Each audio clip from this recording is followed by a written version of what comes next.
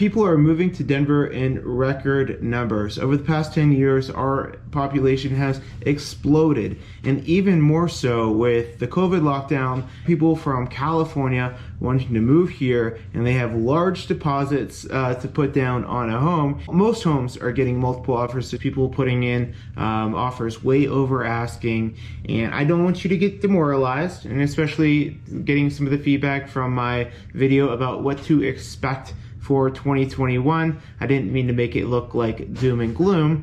So this video is going to be a little bit more helpful. I'm going to give you some tips and some tricks on how you could be successful in this market with your offers and just like the tactics for finding and viewing homes. Hey guys, I'm Sean Murphy, realtor here in the Mile High City, and love helping you out getting the information you need to be successful in finding the perfect neighborhood, the perfect house for your situation.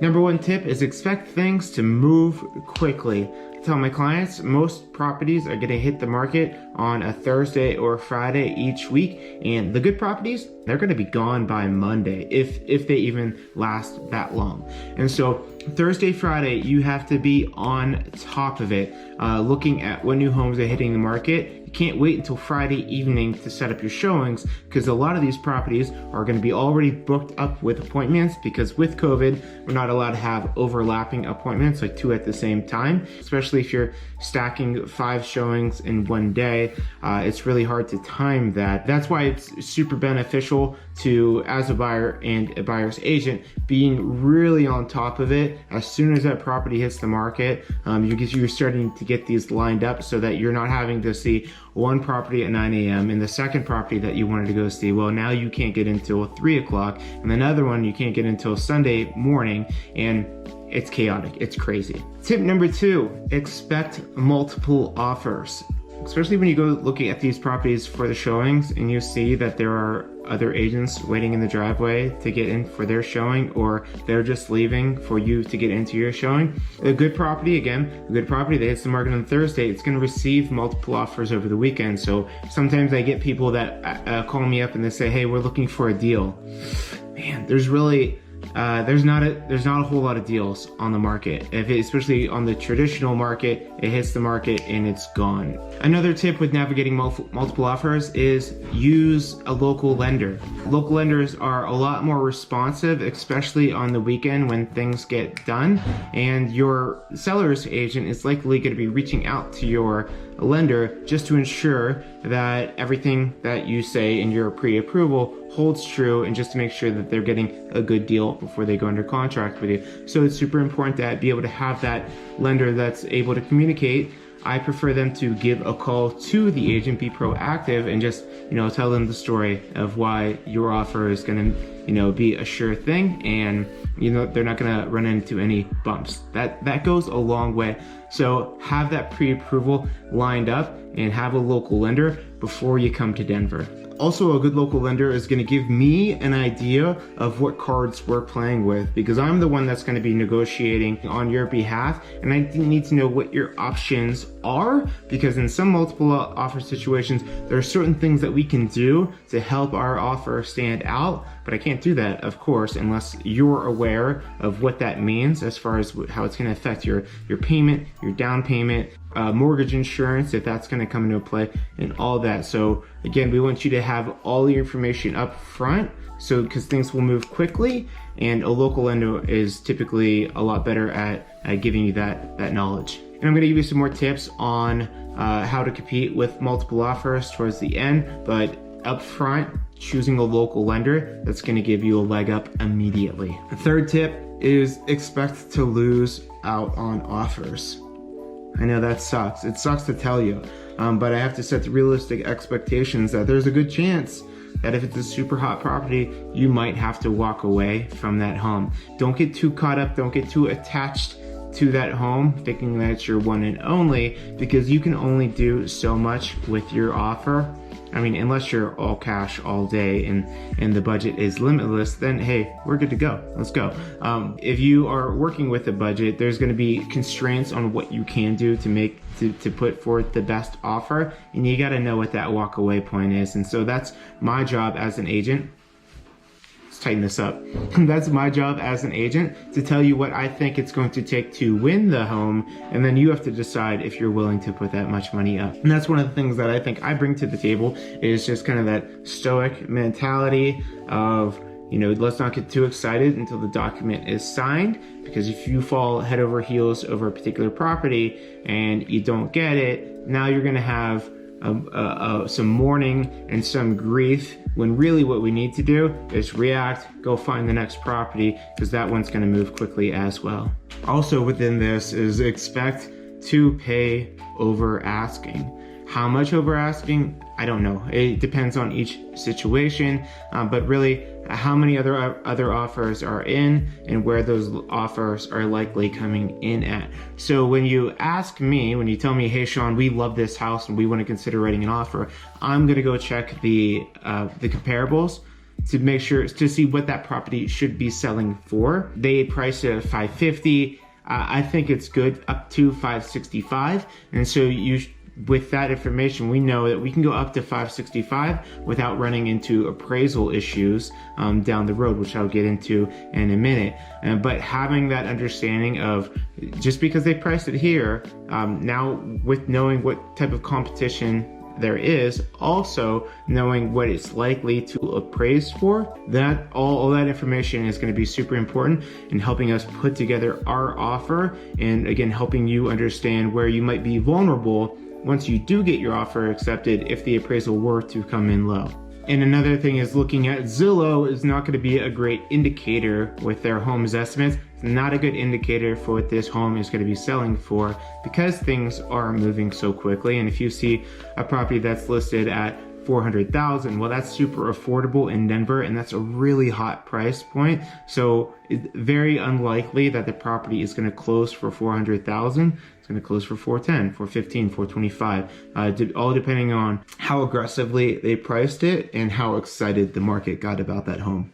So if you do see a property that's been on the market for over 30 days, it's not a good sign that you're going to get a deal. There's likely something wrong with that property.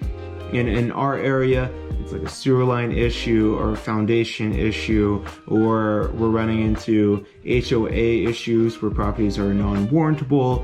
That's a whole nother bag of issues. But yeah, if something's been on the market for a while, that is usually a bad sign. But you will come into things that have been on the market for 25 days because they were under contract for 12 of those days, right? They're on the market for 4 days, then they went under contract for 10 days. The first buyer got cold feet, jumped out and canceled their offer, and now it's back on the market and it looks like it's been on the market for 14 days. That is different than something that's been sitting for a long time, or something that's been under contract, back on the market, under contract, back on the market, under the contract. Something's wrong there. And again, that's my job as a real estate agent, to call the listing agent to get all the information beforehand, all the information that we can before you put in the offer, so you know you have as much knowledge about the situation before you sign the dotted line on it. So now that we're talking about the value of a home, let's talk about two things that you can do with your offer to make it more competitive around that appraisal. And they're both coming with appraisal waivers. So one would be coming from your bank, your lending institution. Based on how much money you're putting down, they're going to waive the appraisal, which means it's not going to count. It doesn't matter where the property is coming in at. They're going to give you the loan for that house, which is awesome. And sellers really like to see that, because it's just one less step, one less hurdle that they need to worry about. The other way to do an appraisal waiver would be like an appraisal gap coverage. And you could do that two ways. You could say, hey, we waive the appraisal completely. Well, you're still going to have an appraisal, but you're saying, hey, it doesn't matter if the appraisal comes in $25,000 under what we're offering, we're going to cover that, right? And so so the difference between a waiver completely and an appraisal gap coverage would be, an appraisal gap coverage has a limit. So you offer, the home is priced at $450, you offer $475, and the appraisal comes in at $470. Well, you told them with your offer that you're going to cover up to $10,000 of that difference from what it appraises at and what your offer price was, the bank is only going to give you what you offer or what it appraises at, whichever is less. So they're going to give you $460. Now you have $15,000 difference from what you offered to what it appraised at, and you're saying, hey, I'm going to cover at least $10,000 of that. Okay. And that's going to likely be coming out of your pocket. Well, that is coming out of your pocket. So you're either going to be putting less down, which might result in you paying a little bit more each month if you're not putting a full 20% down, and you'll have PMI. If that's super confusing to you, don't worry, I got you. That's my job to understand how that works, and I'll explain it to you in the moment. And in a competitive market like this, a lot of sellers are looking for that appraisal gap coverage, that insurance on their offer, that they're going to get the price that you're offering, or at least closer to that price that you're offering.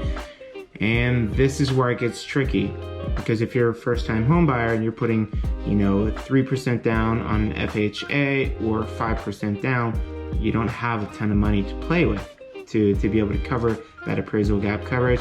And that is, again, where you might have to have your walk-away point. There's only so much you can do. But fear not, I have some tips for you guys at the end, so stay tuned for that. Next tip is to be open to other areas rather than your first pick on neighborhoods. And that sucks, I know, because a lot of people want to be in a particular neighborhood, but sometimes you might get outpriced, and those areas are super competitive. And so, when we're having our buyer's consultation, I'm listening for neighborhoods that what type of lifestyle that you want, so that I can recommend some of these maybe auxiliary areas that you haven't heard of or haven't thought of, but will still fit your budget and fit your needs and fit your lifestyle. So just be open to that, and especially like the prices are climbing every month, right? And so 400,000 is pretty much for most of the city, like that entry level single family detached home. And if that is your budget and you're getting your butt kicked all around Denver, basically, hey, maybe we start to look at some of the outskirts, which are still great neighborhoods, but they're a little bit less competitive for you.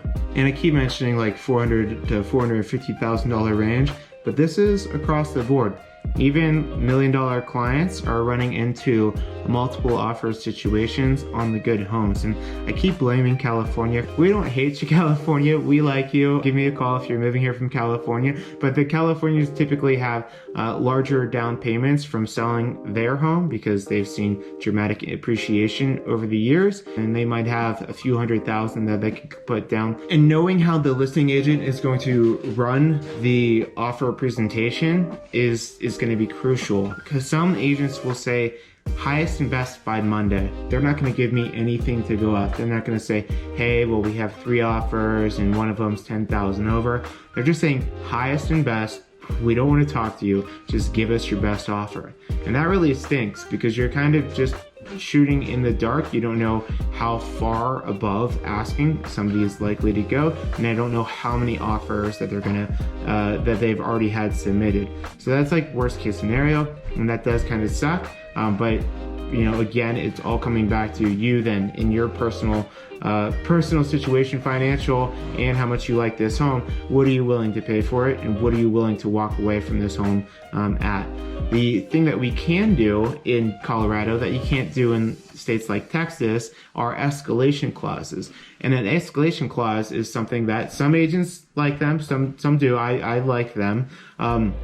It does kind of show your cards, but what we say is, hey, our offer is going to be $600,000, but we are willing to escalate or improve that offer to beat any other bona fide offer, meaning you have to show us this other offer that you've received, and it has to be legit, but we are willing to raise our offer by like $1,000 up to $650,000, right? You're not going to lose out if somebody comes in at $610 and you would have offered $620, but you didn't put in an escalation clause. So in that instance, if the house was listed at $600,000, you had escalation clause up to $620,000 with $1,000 over the next bona fide offer, and another offer came in at $610,000. Well, then you will win that offer, but the price is going to be $611,000. right? And if, again, if you're cool with that, right? You just have to know what that walkaway point is and how high you're willing to make that escalation,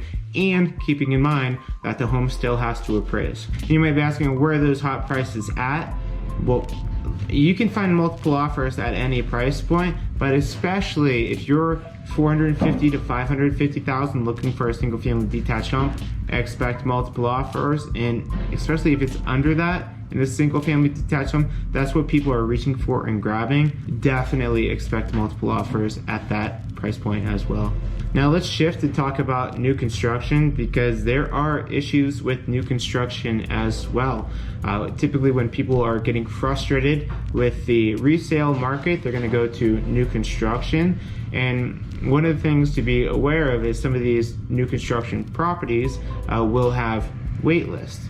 And the wait list doesn't mean that your price is locked in once you get on that wait list. So if the property is listed at 500,000 and you're on the wait list of 32 people, well, 2 months later, you go down 4 spots, you're number 28 now, but now that property is 510,000, they raised the price. Now you drop to 23rd place. Now that property is 530,000 because they keep raising the price. So then you've already put down $1,000 for your deposit to be on the wait list, and now if you want to get out of that, you're going to lose that money and go buy a property that's now already more expensive, because now 2-3 months have gone by with you on that wait list and everything has already appreciated a little bit higher. Another thing to know about builders is if they're selling a lot, they're selling inventory that hasn't been built yet. And so if you're building something that's already part of their inventory, it's already a pre-existing home, well, you're paying for that home as is with current fixtures, current finishes, everything like that. If you're buying a to-be built property, remember, you're just buying that baseline model, and then you're gonna pay for your additional finishes, additional features of that home. That's gonna then raise your price above and beyond what that baseline is. So just keep that in mind. And just little things like this, or a metro district tax, that you want to make sure you have all the information and know everything that's going to be included in that monthly payment amount before you sign on the dotted line. So now let's talk about those multiple offer tips that I told you I was going to give you. One of the tips is really relying on your realtor to do their job and reach out to that listing agent to see what's going to be important to that seller, to know about like dates, deadlines, terms. Do they need a post occupancy? Do they want a fridge full of Zimas for their road trip? Like whatever they need to feel good about accepting our offer, we want to try to make it look as good as possible and as most attractive to them. And it blows my mind when I have listings and an agent sends me an offer without ever calling me to see what's important. And then their offer just does not match, and it doesn't look good, and it does not stand out. I also do call to find out how they're going to be presenting offers to their seller. Are they going to be doing highest and best by Monday, or are they going to be presenting them as they come in? Because there's a different strategy. If they're going to be presenting them as they come in, well, let's put a great solid offer based on what they told me that the seller wants. Let's put that in front of them right away and give them a deadline that's pretty quick, because what do they really need to think about, right?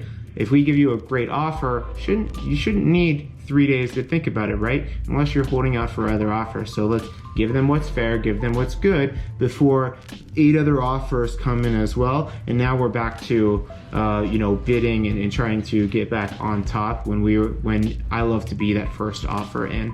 Another thing that can typically help you out, if you see that the property is sitting vacant, well, the seller's just waiting to sell that home. So if your lender can close quicker, in 20 days, 15 days is crazy fast, but if they can close in 3 weeks instead of the traditional 4 weeks, well, that might be more attractive to the seller, and you typically can't find that level and speed of service using a lender that's not local. Some of the big box companies, they have a lot of steps, they have departments, and they have all the documents have to go to this department, then it has to go to this person, where local lenders will oftentimes have in-house underwriting, which helps everything move a lot quicker through the process. And going back to calling that listing agent, the reason I like using local agents or local lenders is because that listing agent is going to call your lender, like I mentioned beforehand, and to just ensure that your financials are there. So let's be proactive, have your lender reach out to them